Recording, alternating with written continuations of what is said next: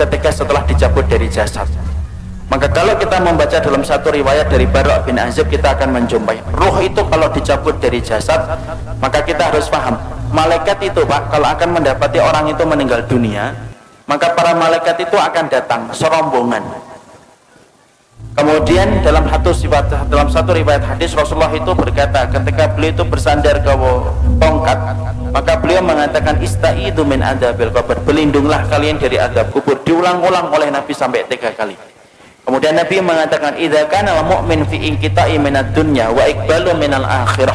Seorang mukmin itu kalau akan meninggalkan dunia dan datang dalam urusan akhirat, nazala ilaihi malaikatun minal malaikah, maka akan datang serombongan para malaikat-malaikat. Kalau yang didatangi itu adalah orang yang beriman, yang datang malaikatur rahmah bersama dengan malaikat maut. Malaikat yang mencabut nyawa, penamaan yang benar bukan malaikat Israel, tapi penamaan yang benar itu malaikat maut. Dia datang serombongan bersama dengan malaikatur rahmah.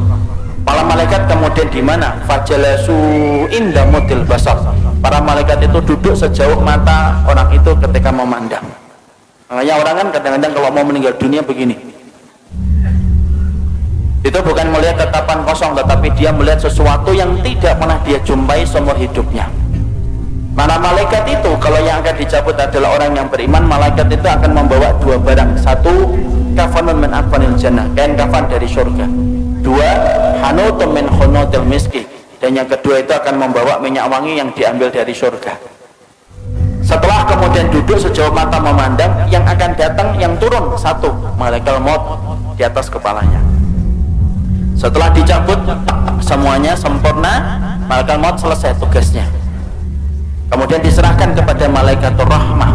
Kalau dia orang yang beriman, dibalut sama kemudian kain kafan yang diambilkan dari surga, diberikan minyak wangi dari surga. Itu loh Pak, masalah pakaian itu saking pentingnya. Ruh itu aja masih dikasih pakaian.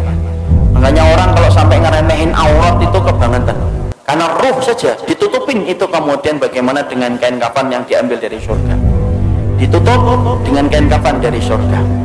Lalu kemudian dibawa ke langit yang pertama. Setelah dibawa ke langit yang pertama, Rasulullah mengatakan fastaftahu lahumul bab. Mereka meminta supaya dibukakan pintu langit yang pertama. Pintu langit yang pertama terbuka. Kemudian mereka memasuki pintu langit yang pertama. Karena sesungguhnya langit itu ada 7 lapis. 1, 2, 3, 4, 5, 6, 7. Satu lapis dengan lapis berikutnya sejarak 500 tahun perjalanan. Lapis yang kedua dengan lapis yang ketiga 500 tahun perjalanan. Atasnya Pak ada pohon bidara Pak, makanya dinamakan Sidratul Muntaha. Sidrah itu bidara, Muntaha itu puncaknya langit.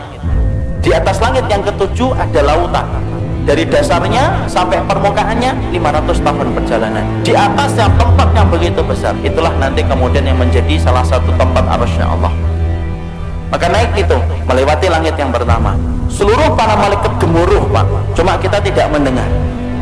Kita tidak pernah mendengar itu. Makanya dijadikan, kenapa pendengaran kita terbatas?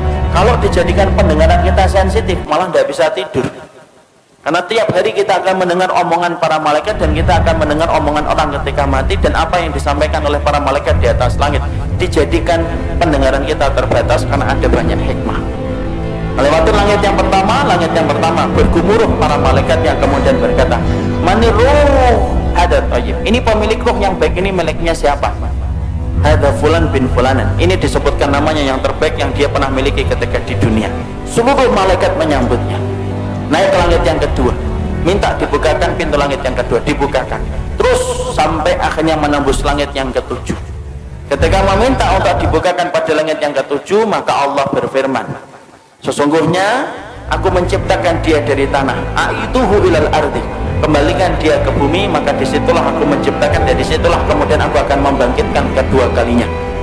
Akhirnya para malaikat kemudian membawa ruh itu, kemudian ketemu dengan jasadnya yang sedang dibawa oleh para pelayat ke area kuburan.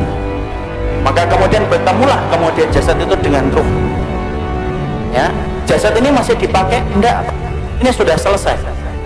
Jadi yang kita pakai ini jasad sementara saja, ini kendaraan kita di dunia. Nanti ketika kita sudah mati, ketika dikumpulkan di padang mahsyar, dikumpulkan di surga, tidak pakai jasad ini. Jadi jangan khawatir yang tiba-tiba kemudian kok saya hidungnya gini. Tenang, sampai mati doang. Nanti kalau sudah mati diganti hidungnya sama Allah. Karena nanti kalau kita sudah mati, nanti kita akan dikumpulkan di surga. Fisik kita itu sudah beda dengan fisik di dunia. Makanya fisik kita nanti kalau masuk surga sebagaimana fisiknya Nabi Adam, tingginya 60 hasta, sekitar 30-40 meter. Maka ketika jasad itu dibawa ke liang kubur, sempat diketemukan dengan ruh sebentar, tapi saat itu jasad sudah tidak ada faedahnya. Kemudian kemudian sudah ketemu kembali di area kuburnya, dia sempat mendengar suara terompah terakhir pelayat ketika keluar dari kuburan. Setelah itu kemudian datang pertanyaan Mungkar Nakir menanyakan 3 perkara. Siapa Robnya, siapa nabinya, apa kitabnya, ataupun apa agama yang diutus kepadanya. Setelah dia mampu menjawab itu, maka yang mampu menjawabnya itu siapa? Apakah dirinya? Enggak. Tapi yang menjawabnya itu adalah dibantu sama Allah. Makanya Rasulullah membacakan ayat yusabbitullahu alladhina amanu fil qawli tsabit fil hayati dunya wa fil akhirah. Allah teguhkan orang yang beriman perkataan mereka di dunia dan perkataan mereka di akhirat. Makanya mereka lah yang bisa mengatakan Robku adalah Allah, Muhammad adalah Rasulku, dan Al-Quran itu adalah kitab suciku, dan Islam adalah agamaku. Allah yang menggerakkan di atas langit.